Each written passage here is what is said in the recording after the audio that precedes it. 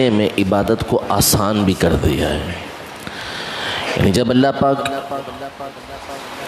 کی رحمتوں کو ہم ملاحظہ کرتے ہیں، دیکھتے ہیں، تو عبادت کا ثواب اللہ پاک نے بڑھا دیا، نفل کا ثواب اللہ پاک فرض کے برابر عطا فرماتا ہے، اور فرض کا ثواب اللہ پاک 70 گنا عطا فرماتا ہے۔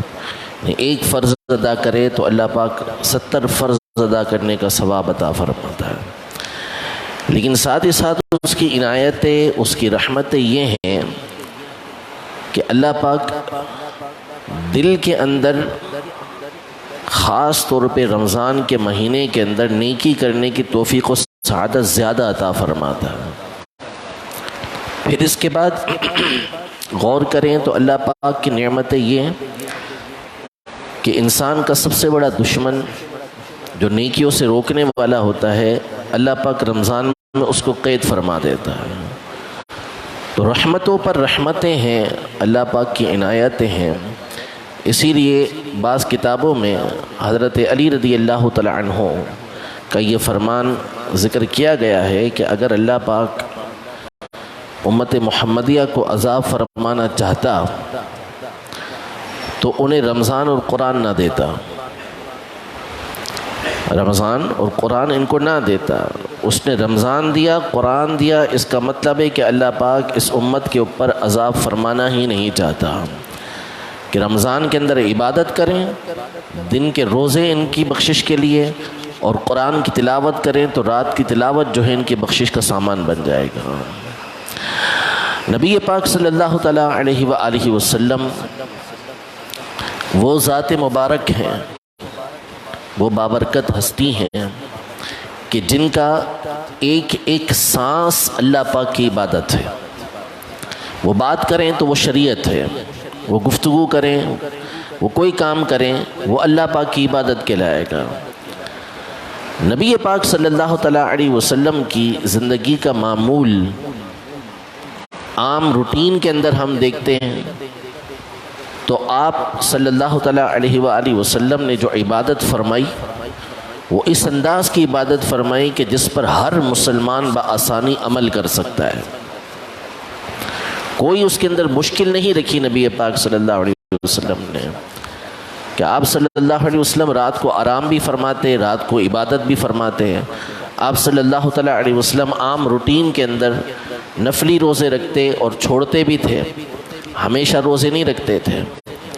چھوڑ اس لیے دیتے تھے کہ تاکہ آپ کی امت کے عام افراد، عام لوگ جن کے اندر قدرت نہیں، طاقت نہیں، وہ آپ کے اس طریقہ کار کو فالو کر سکیں، آپ کی سنت پر عمل کر سکیں۔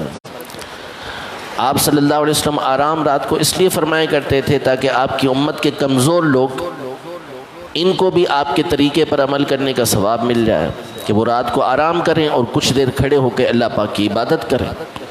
رات کو عبادت کرنا بھی نبی پاک صلی اللہ علیہ وسلم کا طریقہ ہے۔ آپ پر تہجد ایک قول کے مطابق فرض تھی، آپ لازمی تہجد پڑھا کرتے تھے نبی پاک صلی اللہ علیہ وسلم۔ لیکن رمضان کے اندر جا کے ہم دیکھتے ہیں تو نبی پاک صلی اللہ علیہ وسلم کی عبادت کا معمول الگ ہو جاتا ہے۔ سیدہ عائشہ رضی اللہ تعالی عنہا فرماتی ہیں کہ نبی پاک صلی اللہ علیہ وسلم بالخصوص جب آخری عشرہ آتا تو آپ کمر کس لیتے، اور بعض اوقات رات بھر آپ اپنے بستر پر تشریف ہی نہیں لاتے تھے، ساری رات اللہ پاک کی عبادت کرتے تھے۔ یہ ہماری تعلیم اور تربیت کے لیے، سمجھانے کے لیے۔ صحیح بخاری شریف کی حدیث مبارکہ ہے، سیدنا عبداللہ ابن عباس رضی اللہ تعالی عنہما ارشاد فرماتے ہیں کہ کان رسول اللہ صلی اللہ علیہ وسلم اجود الناس، نبی پاک صلی اللہ تعالیٰ علیہ وآلہ وسلم لوگوں میں سب سے بڑھ کر سخی تھے، سب سے زیادہ سخاوت فرمانے والے نبی پاک صلی اللہ علیہ وسلم ہیں۔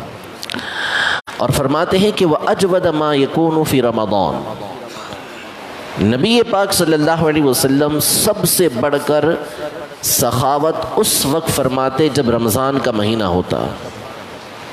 رمضان کے مہینے میں دوسرے مہینوں کے مقابلے میں نبی پاک صلی اللہ علیہ وسلم کی سخاوت بہت زیادہ ہوتی۔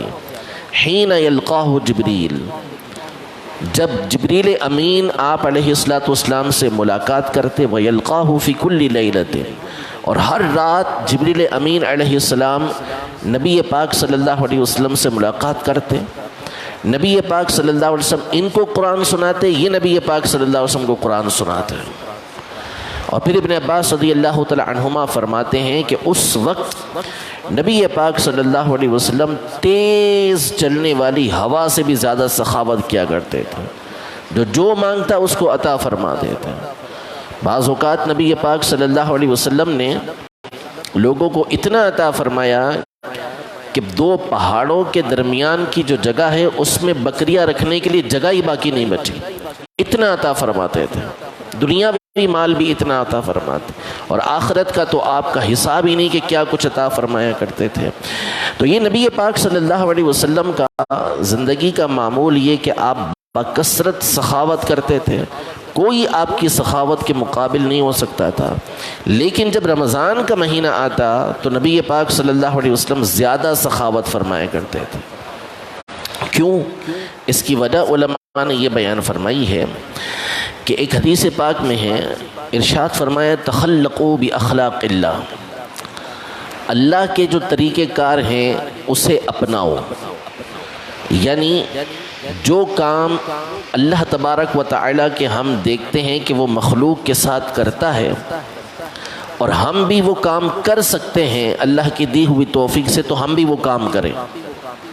جیسے اللہ پاک معاف فرمانے والا ہے، وہ رؤوف الرحیم ہے، تو اللہ نے اگر ہمیں قدرت دی ہے، ہمیں طاقت دی ہے، اور کوئی ایسا کام کرتا ہے کہ جس کی وجہ سے ہم اس پر بدلہ لے سکتے ہیں، اس پہ سختی کر سکتے ہیں، تو ہم اللہ پاک کے اس طریقے کو اپناتے ہوئے اس کو معاف کرتے ہیں۔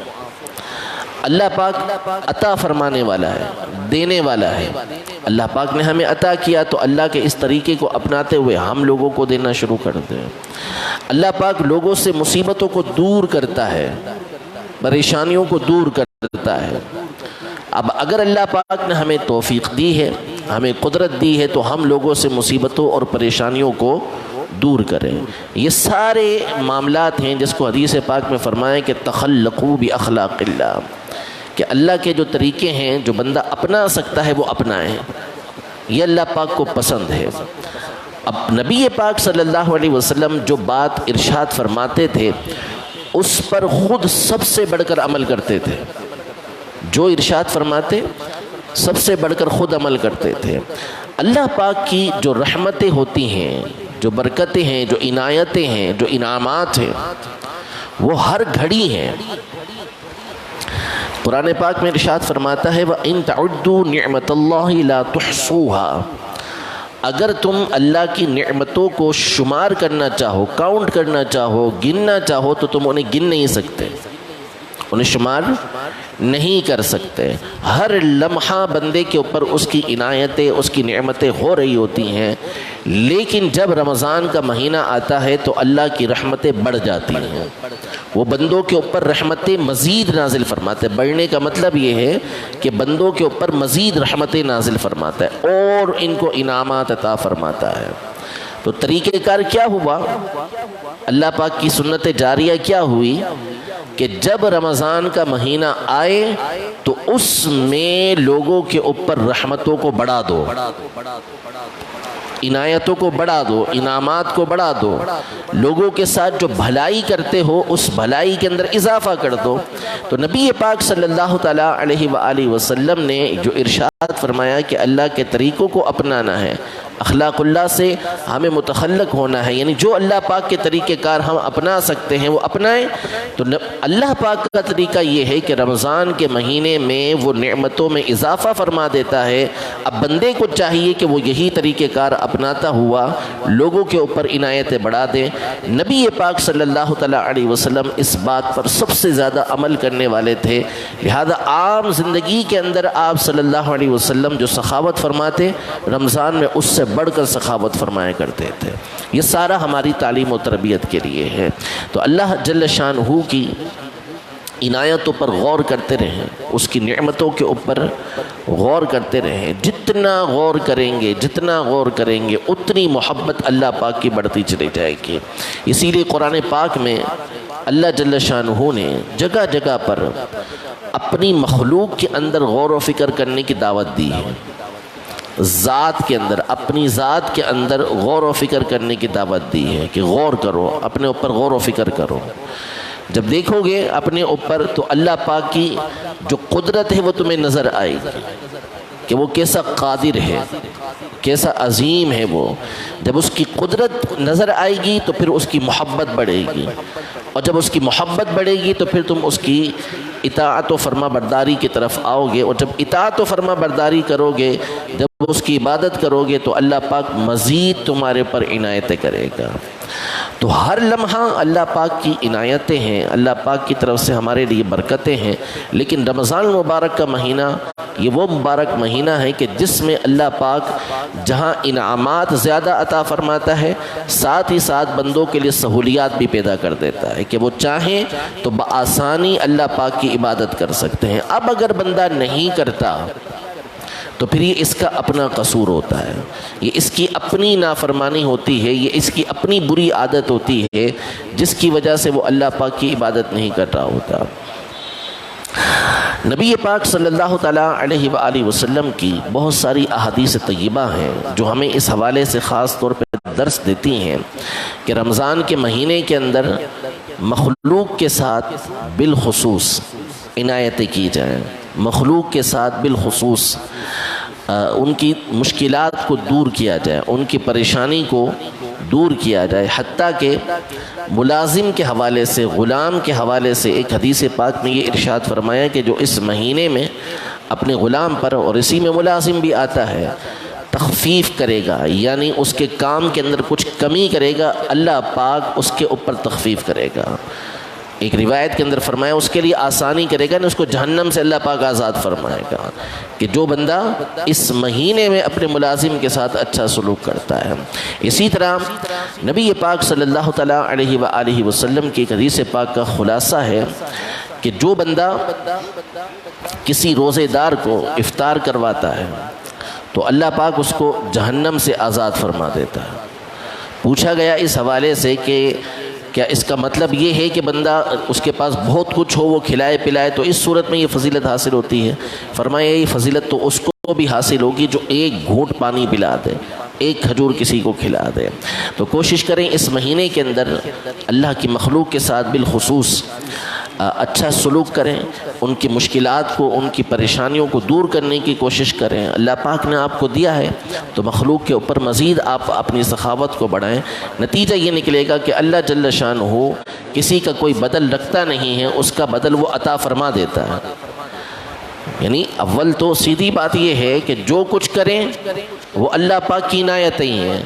دینے والی ذات اس کی، توفیق دینے والی ذات اس کی، ٹھیک ہے، طاقت دینے والی ذات اس کی، امیر بنانے والی ذات اس کی، غریب سامنے لانے والی ذات اس کی، دینے کی قدرت دینے والی ذات اس کی، پھر اس کے اوپر انعام دینے والی ذات بھی اسی کی. بندے کا کچھ نہیں، بندہ جو کچھ کرتا ہے اللہ پاک اس کے اوپر مزید برکتیں اسے عطا فرماتا ہے. اسی کو قرآن پاک میں فرمایا کہ حل جزاء الاحسان الا الاحسان، کہ احسان کا بدلہ احسان ہے، بھلائی کا بدلہ بھلائی ہے.